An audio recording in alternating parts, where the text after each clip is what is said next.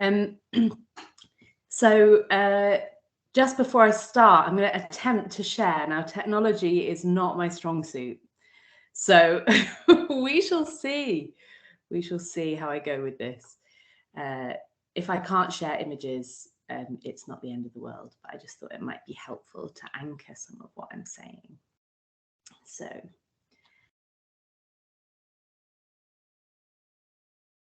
here we go. I'm Ellie. I'm an artist making work internationally. I'm a solo performer. I'm a collaborator. I'm a consultant and mentor on other people's projects. I'm a leader of teams. I'm a mentor. I'm a mental health carer for 3 members of my family. I'm an occasional university lecturer. I'm an orphan. I'm a big dress wearer. I'm a mid-career artist, whatever that means. I'm a sufferer of chronic fatigue syndrome, so that's me having a nap with a collaborator just before the audience arrive. I'm an occasional designer. All too often, I feel like I'm an arts administrator. I make work out death, and sometimes it's funny. Since 2010, I've been working on a sequence of 7 projects called the Grief Series. Correlating to a 7-stage grief model from psychology, each project is an opportunity to collaborate with a different team working across disciplines from art, science, and health. So past collaborations have included professors of palliative care, video artists, embroiderers, death doulas, historians, funeral directors, chefs, and fairground signwriters. So I'm going to briefly take you through the projects just so you can anchor what I'm saying in what the work actually looks and feels like. So the image that you're looking at now is part 1, which was a solo show called The Etiquette of Grief. And that has toured internationally. It toured for about 8 or 9 years, which was never the plan, but very welcome. People kept on just inviting me to keep sharing it. Part 2 is called The Reservation. And it's a performance for 1 person at a time where we exchange stories of loss and talk about people we love. So it's a performance made for hotel spaces, and I'm dressed as a cuddly elephant for this. So I'm Ellie the elephant, I'm the elephant in the room, I'm the elephant that never forgets. I'm all the clunky grief metaphors. Part 3 is a photography installation project called What Is Left. So that was made in collaboration with Roshana Rubin Mayhew and 48 members of the general public from 7 to 86 years old. So we went to people's homes and we took a portrait of them with an object they'd inherited from someone who's died. We interviewed them about the person and about the object, and this formed an audio track that the audience could listen to on headphones. So portrait, audio, and then bespoke chairs combined to make an installation of people's stories.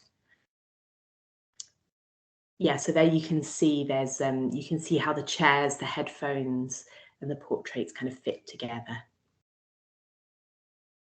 Part 4 is the funfair experience about anger called the Unfair that popped up in town squares, parks, and other public spaces. And I collaborated with the amazing designer and sign painter Bethany Wells for that. Part 5 is an illustrated plan your own funeral kit called The Crossing. So it's been sent as a resource to care homes, to funeral directors, projects with bereaved children, and it's been used by families facing and planning end of life. And there's a picture of the whole boxed resource and all of the different things that are within it. Part 6 is a museum installation in a caravan called Journey with Absent Friends, which we also made into an accompanying web project. So if you go on the Grief Series website and go down to explore the journey, you can see videos and photographs and writings. And now we're on to part 7. which is going to be a 9-day celebration of life and loss and a kind of wake to the grief series in collaboration with artists from Mexico City. And this will happen in Leeds in 2023 as part of the Year of Culture. So yeah, I started in 2010. I didn't think it was going to take me 13 years, but it has, partly because communities have really sort of picked it up and run with it, I guess. So I put together teams of artists, academics, clinicians, and the public to create spaces where people can talk about death with humour or tears, but without shame. And apart from the first project, which was the touring solo show, the Grief series has worked in unusual spaces, so not in theatres, rarely in galleries. And I gravitate towards these spaces because they are more porous and leaky. They break down hierarchies and barriers between performer and audience, clinician and service user, personal and professional. So I'm strategically informal. And this is a picture of me at a series of meals we held as part of Journey with Absent Friends, where people were invited to talk about people they'd lost. I kind of like to make work that has an identity crisis that sits somewhere between performance, installation, and participation. And as my work has no consistent form, like I don't make a touring theatre show every year, the through line for me is more about my values and ethos as a practitioner. So care, compassionate spatial design, the ethics of participation, and the multisensory.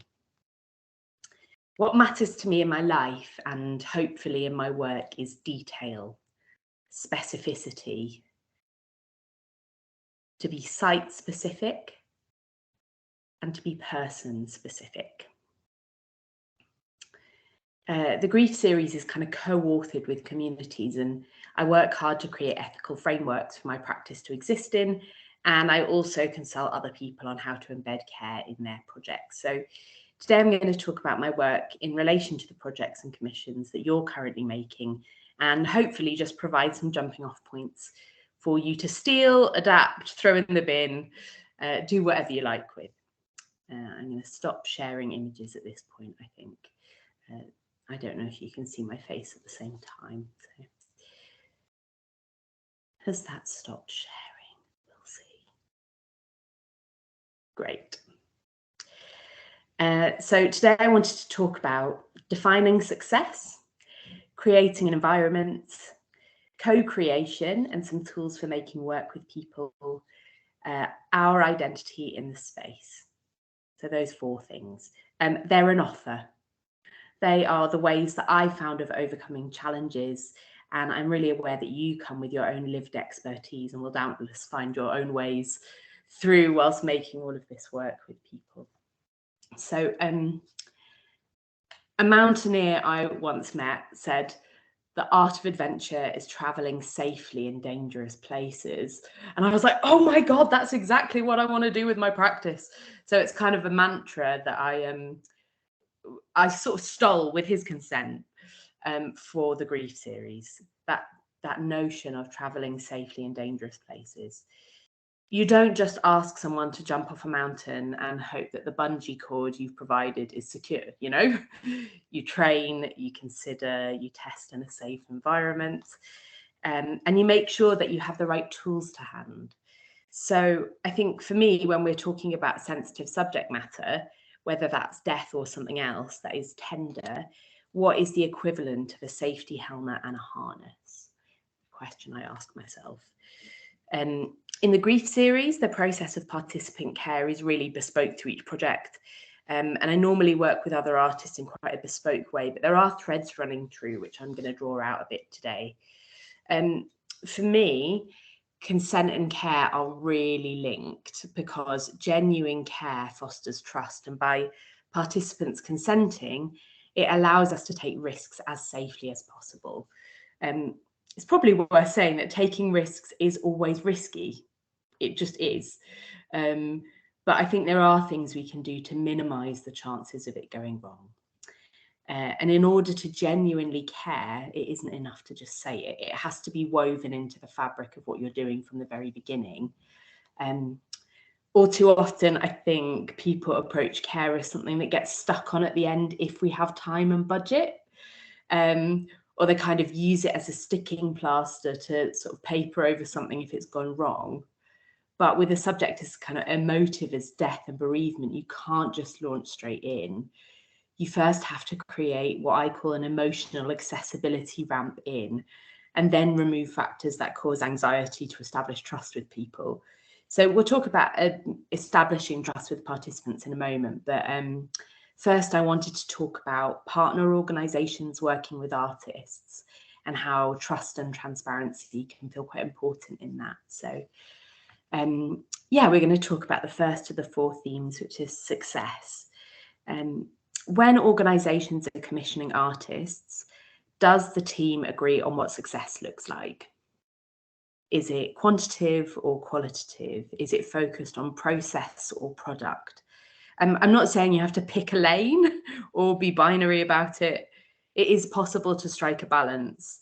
Indeed, in my own practice, I suppose I'm always trying to combine the aesthetic rigour of contemporary art with the warmth of community practice, because I think participants get more out of the process when the product is polished.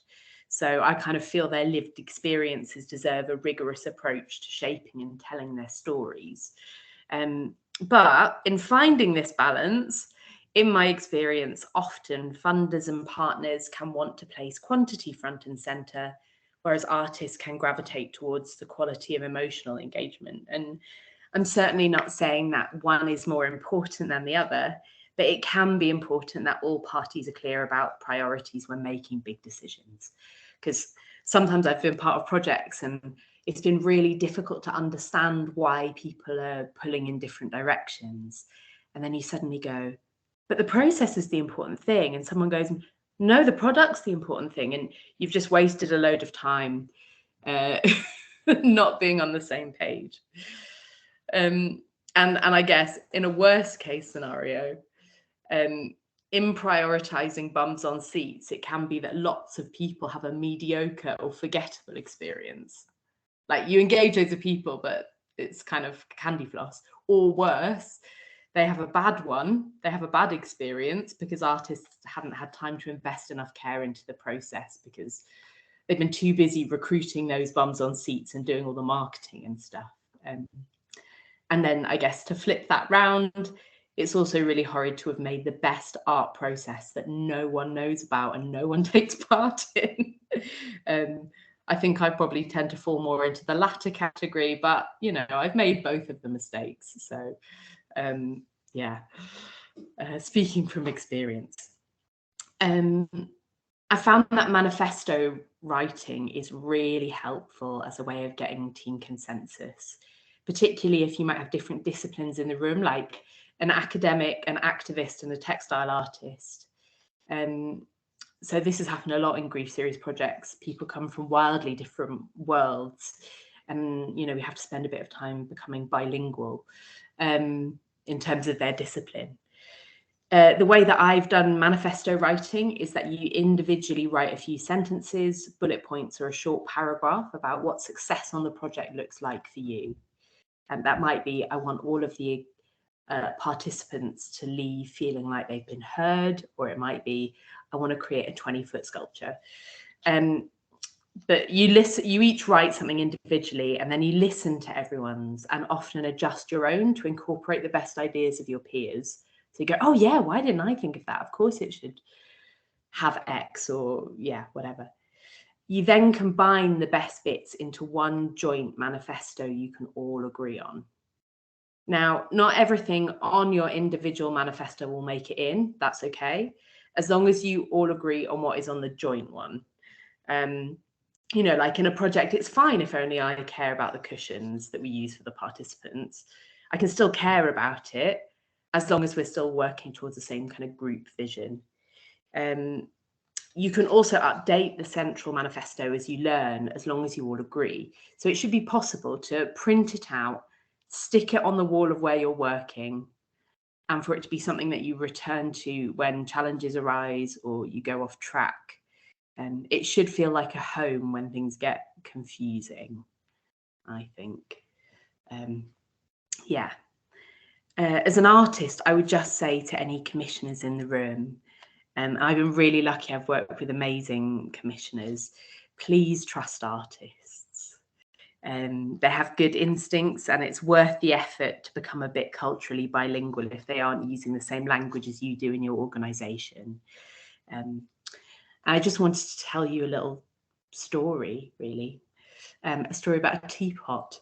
So Peter came to see part 1 of the Grief series, which was the solo show. And he came to see it in Nairn. I was performing in Nairn, right up in the Highlands. And he mentioned when he booked his ticket that his wife was terminally ill. We met briefly before the show because he saw us unpacking the van and we had a little bit of a chat. He saw the show and his interaction felt really deeply personal. There was a bit in the show where I used to stand in front of the audience and say, "Can I have a hug?" And normally no one would come up because I'd made it really socially awkward. But Peter leapt out of his chair and gave me the biggest hug. Yeah, it felt really personal. There were people in the audience who were terminally ill or who were caring for the terminally ill. Everyone stayed for the after show talk. Several people cried, many said thank you like they really meant it. And a week later, Peter sent me a long letter telling me about how his wife had died in the early hours, the same night he'd seen Etiquette of Grief. He told me that he felt his wife had sensed his relief at being able to talk and share his feelings with me and other audience members, and this allowed her to go peacefully. I sent him a card and some tea and a reminder to eat. And then he sent me a teapot made in the 1950s by his late wife. They had buried the rest of her ceramics with her, but he wanted me to have it to say thank you. And I still have the teapot, and whenever I move house, I have to be the person that carries it because I can't bear it if anyone else were to accidentally smash it. So I have lots of stories like this, but when people tell me stuff in some of the other parts of the Grief series, it's confidential and I can't tell anyone else. But that for me was a success.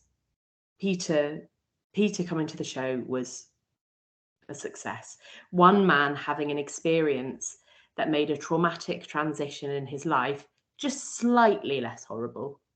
I couldn't change what was happening to him, but I could sit with where he was right now and listen. So embarking on a project is about boldly not knowing together, decisively not knowing how a project, a session, or a life is going to end, but trying your best anyway.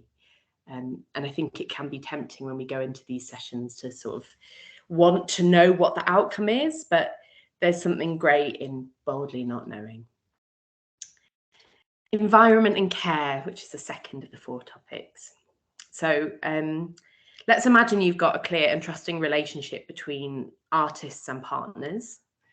Next, it's about building an environment for your participants to make, think, and speak in. So I think environment is really key to fostering comfort and trust between artists and participants, and this is particularly important when we're making memorials, because some people have historically not been allowed to be memorialized. They have had their histories actively and violently erased. So as we dig deeper into spatial rules and permissions, there's usually a set of unspoken rules for spaces like hospitals, care homes, theatres, galleries. And these both govern how we move through a space. For example, you don't scream in a gallery, but on a roller coaster, it's fine. Or you can crouch on the floor in a library with a book, but not in a supermarket with a raw chicken. And these kind of spatial rules govern who feel at home, allowed, or right in that space. The physical structures often reinforce existing power structures. So I think it's important we consider who might feel vulnerable in the spaces we're working in, and also who might feel more than usually entitled. And how do we begin to disturb the comfortable and comfort the disturbed, I guess, when we're working in space. So I work in site-based and outdoor environments, and I think really carefully about how the site becomes a comfort and a challenge, and to who. To gift people agency over their experiences, I'm always looking for spaces that are visually interesting and beautiful to attract people. So I'm drawn to places that trigger a memory or engagement. So I guess places that feel in some way familiar, like a hotel in the reservation, a fun fair with the unfair, or a caravan that evokes childhood holidays. So I think about the aesthetic part of the audience care. How can I create a visually welcoming environment? And I think not about what they can see, just about what they can see, but what they can smell, taste, and touch too. So we found that particularly when we did Journey with Absent Friends, which is the caravan.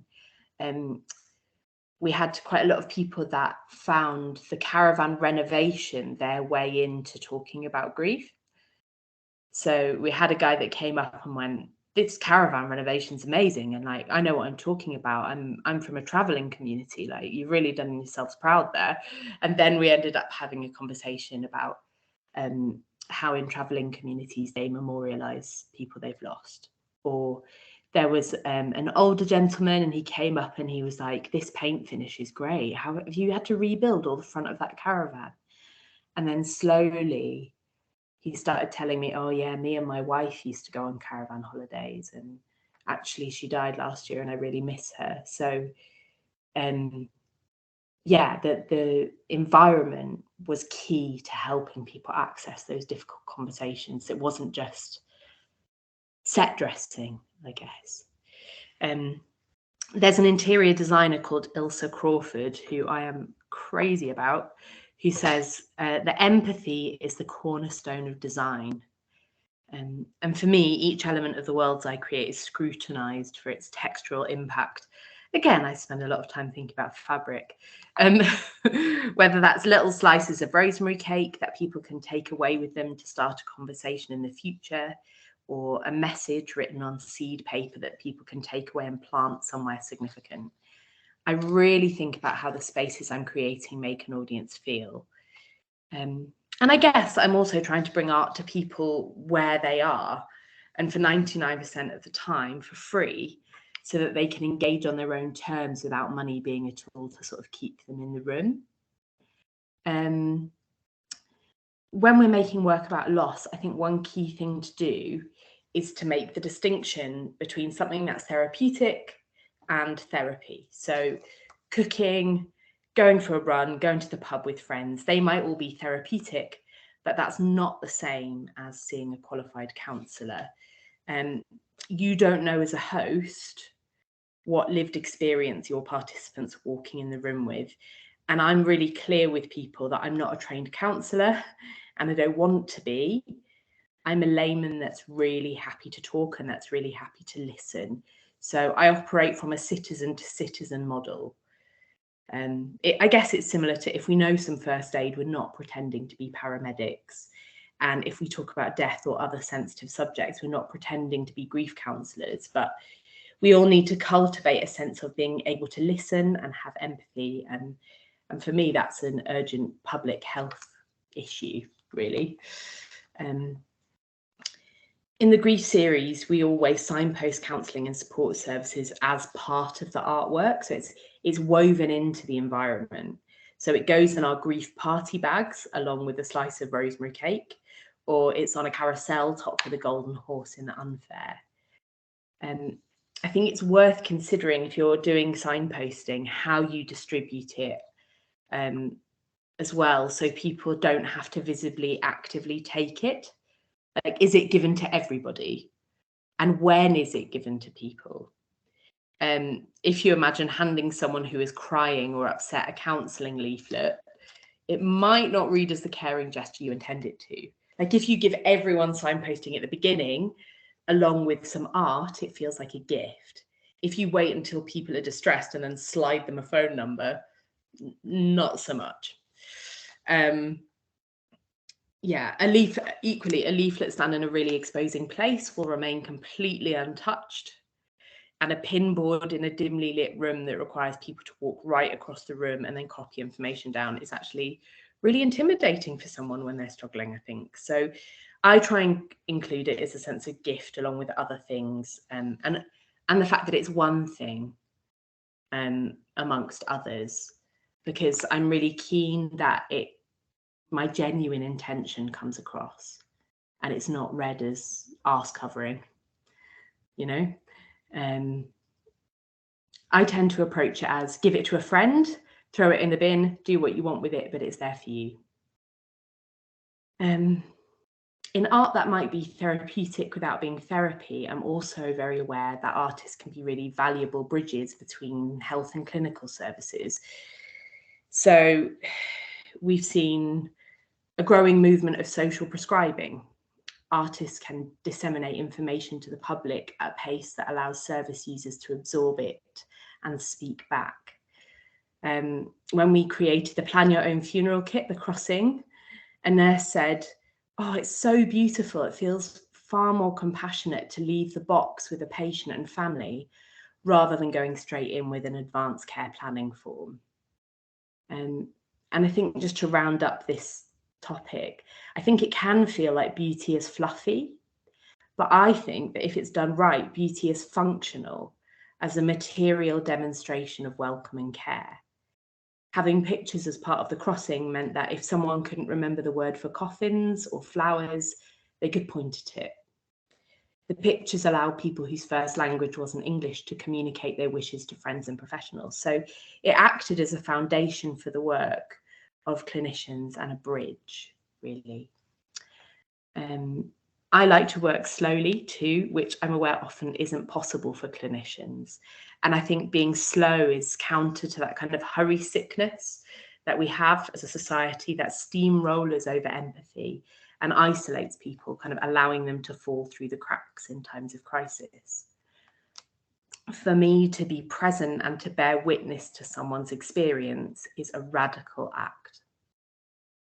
And it's also a fundraising nightmare, but it is what it is.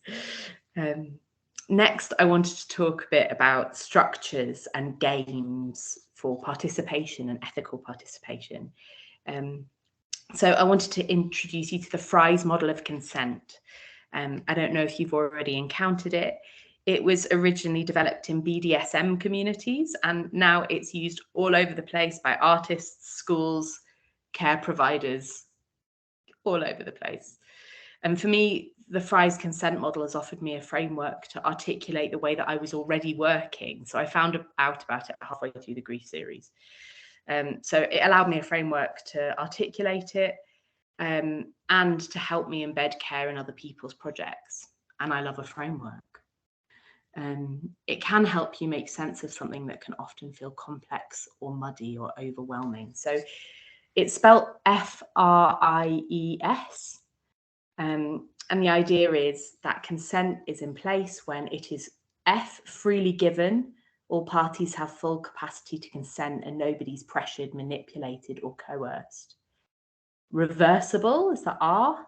Consent can be reversed or retracted at any point, and it's clear to both parties at which point a consensual transaction is completed. I is informed. All parties understand fully what they are consenting to and the risks relating to it. E is engaged. There is clear communication and a positive agreement to continue. And S is specific, with limitations and boundaries understood by all parties. If you Google Fry's consent model, stuff comes up. But this really informs how I work with collaborators as well as participants. So once you've got a plan for your project or scheme of work, it's worth spending an hour thinking about points where you might need to build in more care or temperature taking. So Fry's is really helpful for that. Where are the points where consent might be breached? Where are the opportunities to make it better or make the process more transparent? And equally, I've also found it really helpful as a diagnostic tool to pinpoint what went wrong. So, you know, sometimes you might have an experience where something just feels a little bit off or a little bit uncomfortable. It's often because one or more parts of the Fry's consent model weren't there. Next, I wanted to talk a bit about structures and games within my work. So if you think about a game, they combine structure and spontaneity, and the rules allow for things to play out smoothly. When you go into a game, you have a sense of what you might expect.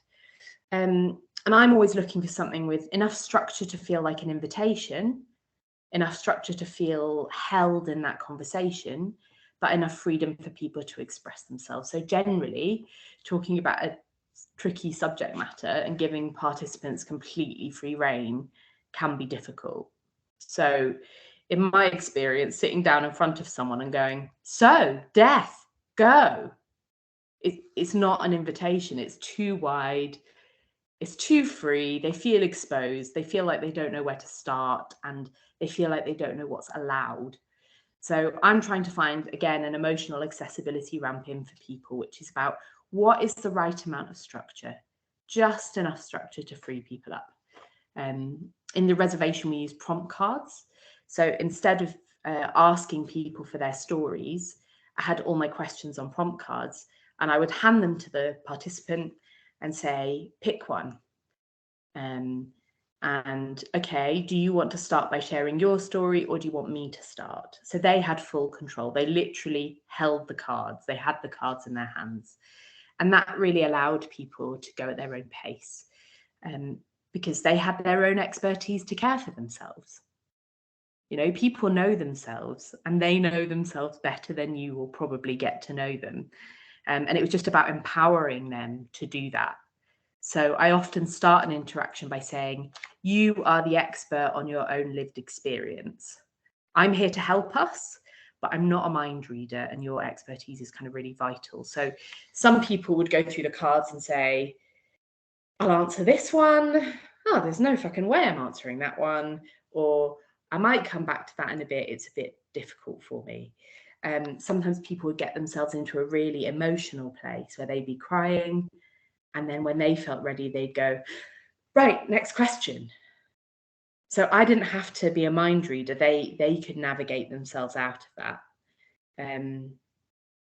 We also used prompt cards in What Is Left. We used it as a strategy to generate the audio interviews so that they were all related in theme, but they weren't formulaic, because different people navigated the cards in different ways. Participants could choose questions from multiple options, and they had their own kind of tools and wayfinding. In the Unfair, the prompt cards are transformed into an angry Jenga kit.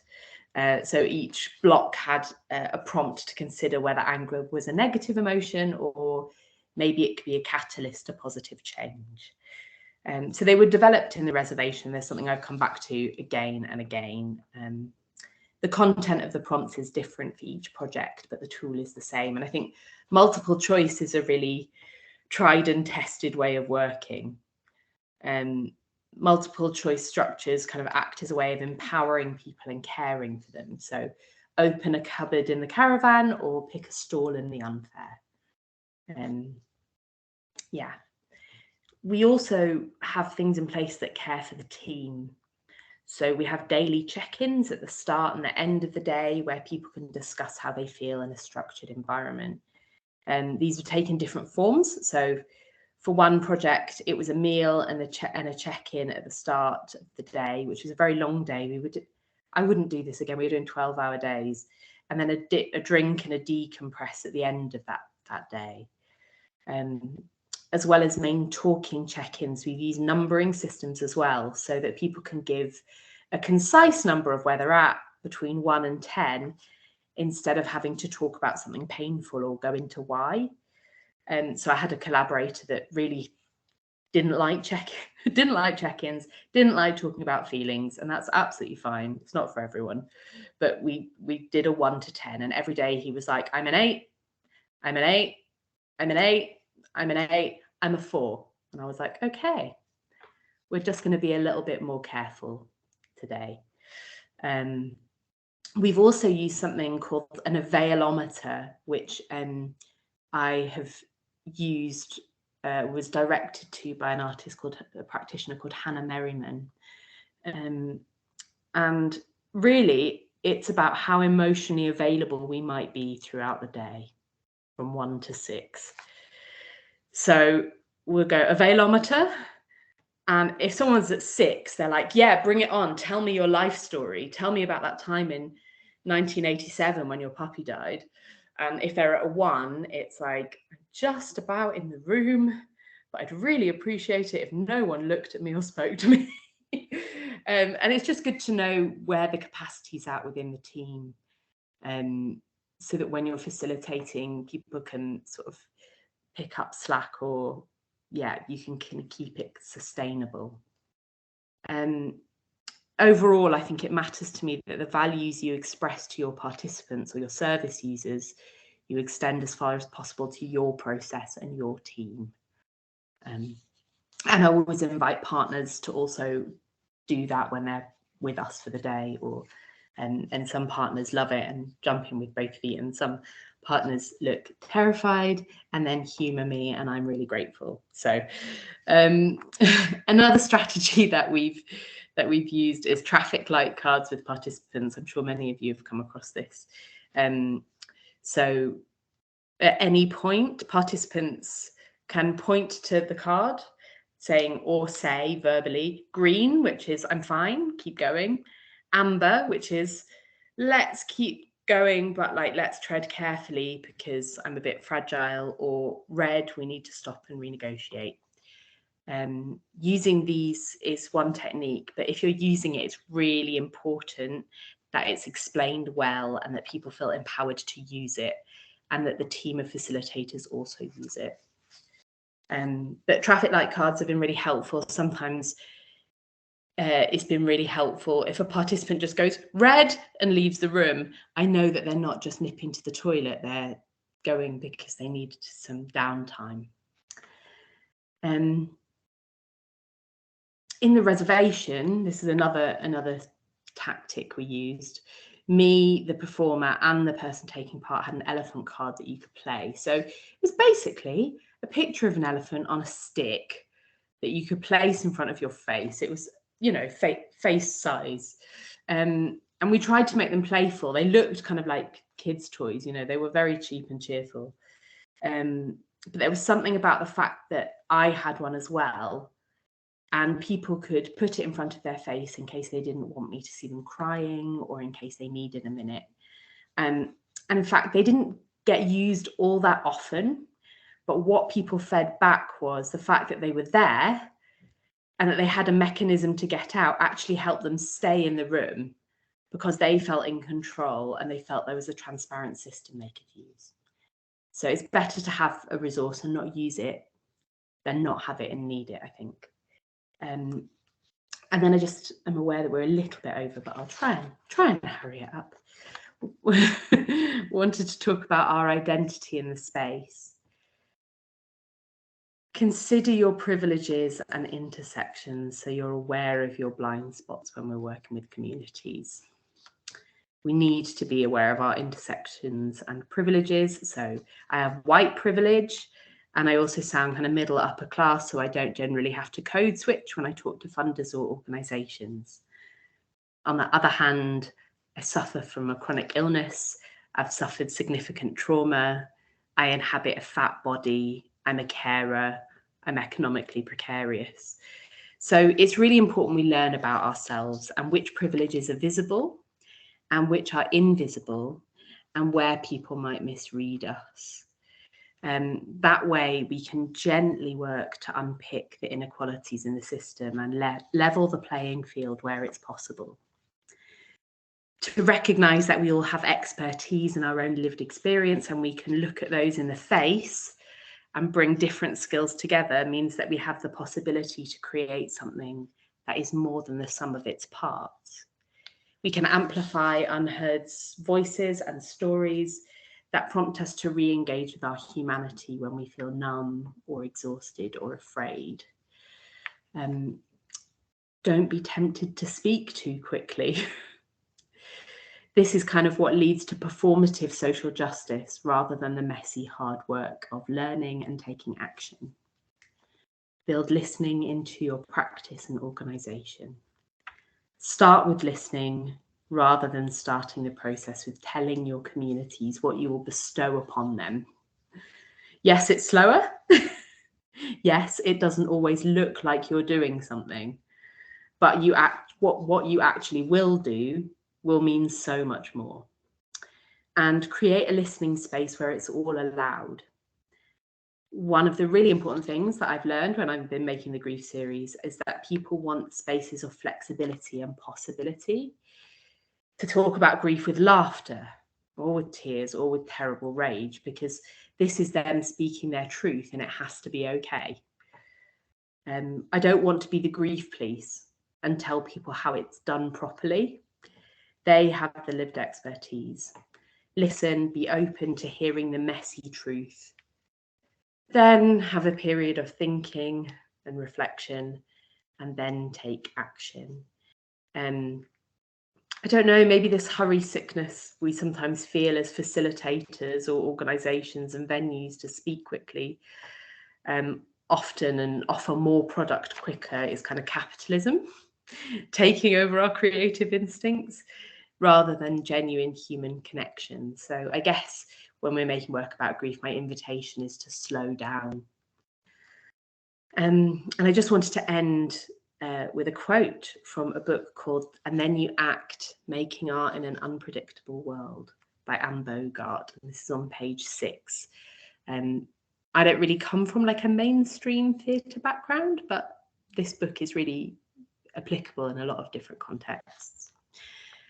Art can expand the definition of what it means to be human.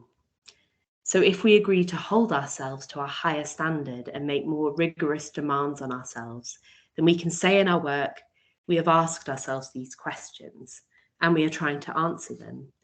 And that effort earns us the right to ask you, the audience, to face these issues too. Art demands action from the midst of living and demands space where growth can happen. Thank you so much for listening so patiently and for such a long time.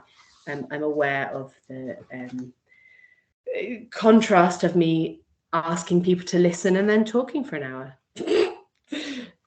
But yes, thanks so much. Thank you, Ellie. That was incredible. And you finished on time, so you weren't over at all, so no worries there. Just want to say, Ellie, I'm sure there's a huge amount of takeaways from there for everybody. And certainly a lot of things resonated with me. I absolutely loved a bit where you talked about traveling safely in dangerous places in relation to the mountain, and thinking about what the equivalent is in relation to the Remembering Together project, and how important it is for consent and care in terms of how it allows us to take risks as safely as possible. Like I said, I really wish we just had longer with you today. I'm aware that we're finishing at 3:15 today. So instead of me talking, I'm just going to open up the opportunity now for people to start asking questions to you, Ellie. We'll do that for the next 10 minutes or so, and then I'll gauge it and see whether or not we'll go into breakout rooms. I don't have anything in the chat box, so I don't know if anyone wants to raise a hand. And also just to say that comments are also very welcome, and we'll stop recording now as well. Questions, comments, thoughts, just for a few minutes, and then we'll do